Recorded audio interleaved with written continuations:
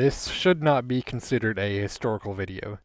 This is a video of me banging my head against the brick wall that is early 20th century political gossip. Imagine you're this kid, a young little William Howard Taft. Growing up, you are effectively an heir to a rising American political dynasty.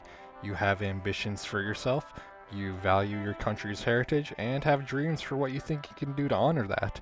And after years and years of moving up that ladder, one day, you, somewhat unintentionally, end up as the one and only President of the United States of America.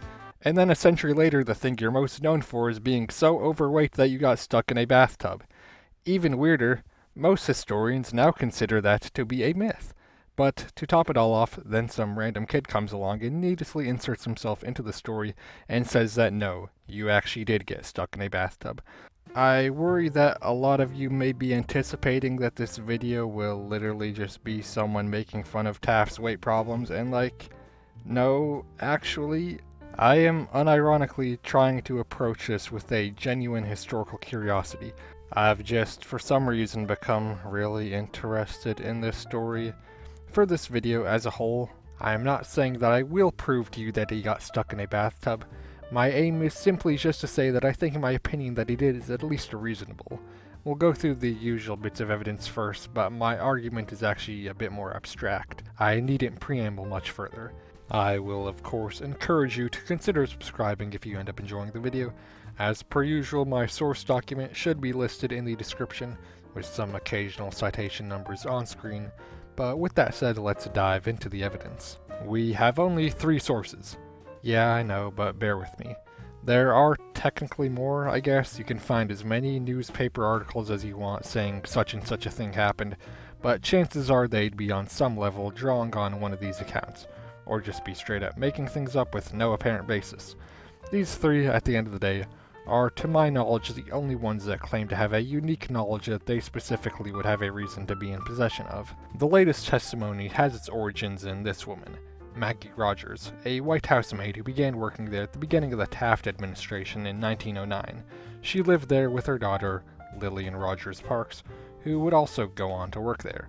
In 1961, Lillian would recount this about Taft from her mother, which she published in this book. Quote, "A special bathtub had to be installed in the White House because he would get stuck in a normal tub, and it would take 2 men to pull him out." End quote. The installment of this larger tub is actually kind of a historical fact. We even have pictures of it. I'll come back to that in this story in a bit though. I want to tell you the other accounts first. The next one comes from the 1934 book, 42 Years in the White House by Ike Hoover, its chief usher, who had served during the Taft administration. It was, however, published posthumously, which has led to some skepticism for it. For a long time this was considered to be our earliest account. Quote, "When Taft came to the White House, a large tub had to be placed in his bathroom, since the only one already there was not big enough. The president would stick in it when bathing, and had to be helped out each time." End quote. This one is similar to the last one. I of course have a lot of thoughts, but first let's take a gander at the final and earliest source. This account was, to my knowledge, actually completely unknown for basically the past near century, until the writer Howard Dorr recently unearthed it. Even with just his discovery of this account, which alone would already be worth a mention, he has also done an incredible amount of further source collection and data analysis on this topic. My conclusions do differ from his, but I must honor the work he put in. The story which he tracked down comes from an essay by Lewis R. Freeman in 1929, an American journalist and explorer. His tale reminisces on an interaction he had whilst traveling the Mississippi, aboard a ship called the Oleander, which 2 decades earlier had once served Taft when he too had traversed Mississippi. Freeman would write this of it, quote, "A steward shepherded me along to the largest stateroom I had ever occupied on a steamer. A gargantuan steel bed and chairs matched the room, but a something less than a boy-sized bathtub was in ridiculous contrast.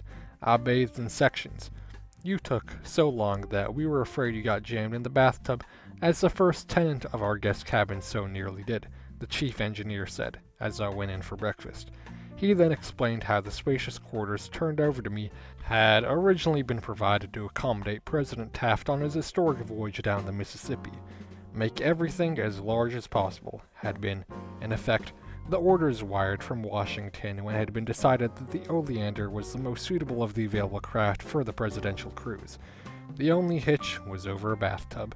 None of an even average size was in stock. There were several versions of what happened to President Taft on the occasion of his first dip, but all were agreed that he made the serious mistake of trying to bathe the whole of his considerable bulk at once.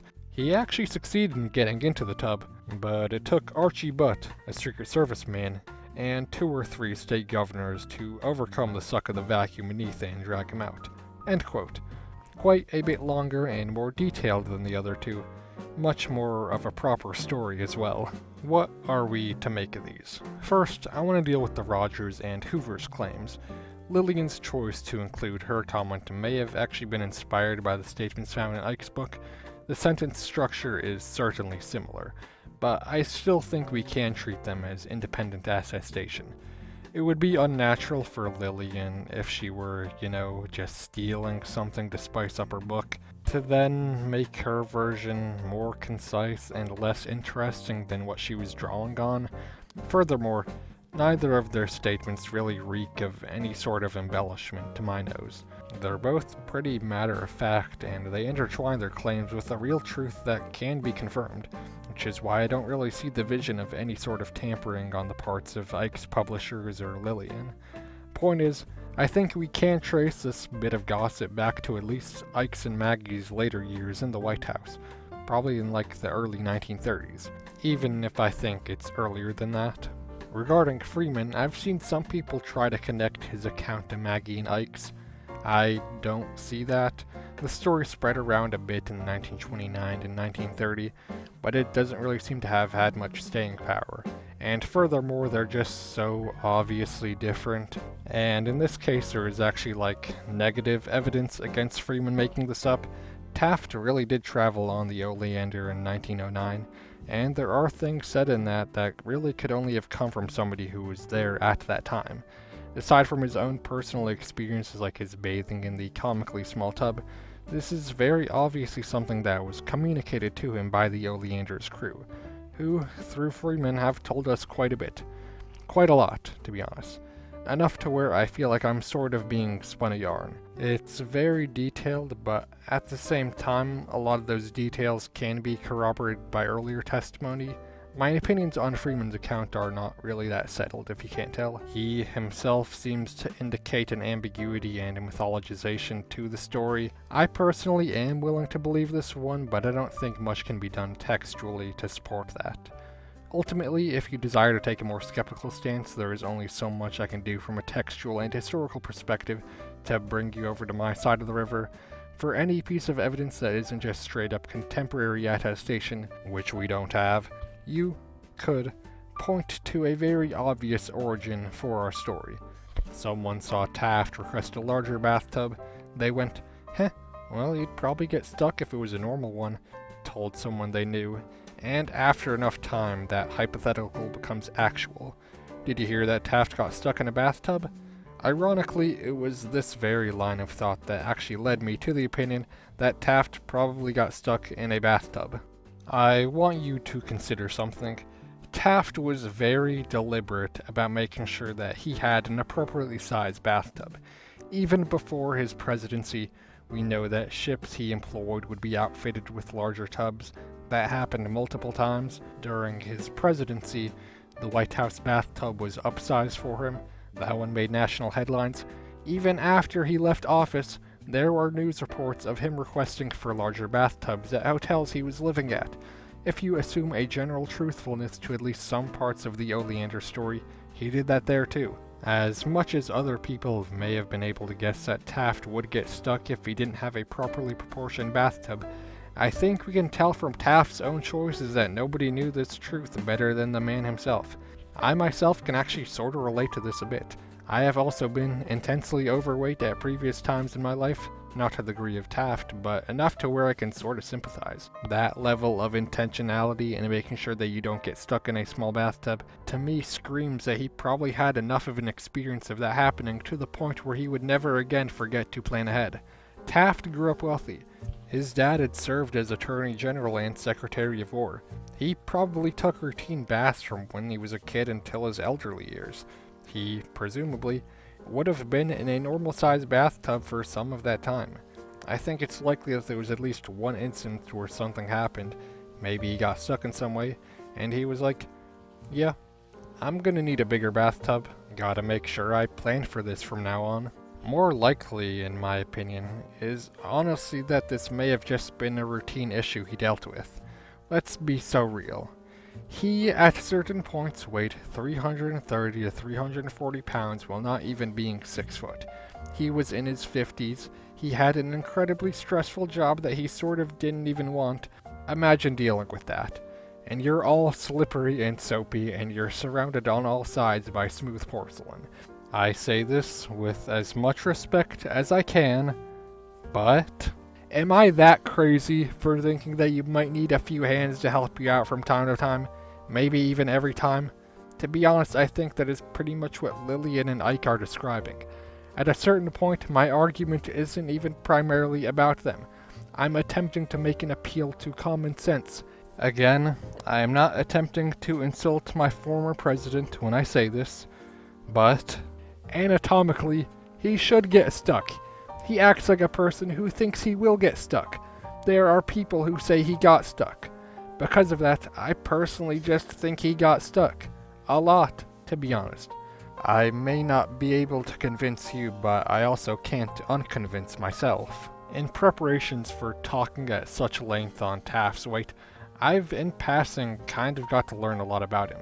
I do truly hope that I was able to respect Taft's memory despite the video topic. I have nothing against him, really, I don't. I don't want to make fun of him.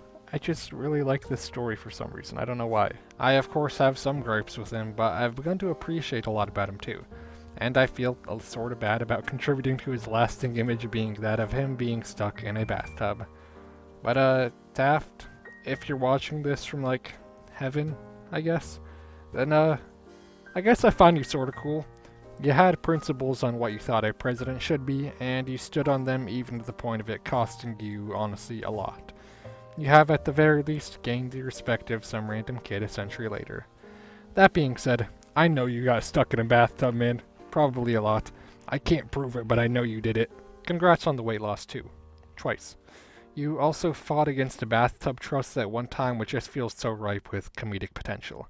I, however, will abstain from indulging in that clownery, and instead I will just thank you, the viewer, and maybe also Taft, if he really is by some means watching this, for your time and attention. I hope that I was able to make it worth it.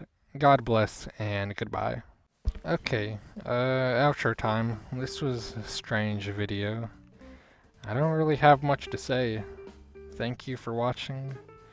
I'm glad I was able to do this, I guess. I feel grateful that I was able to do this. Kinda.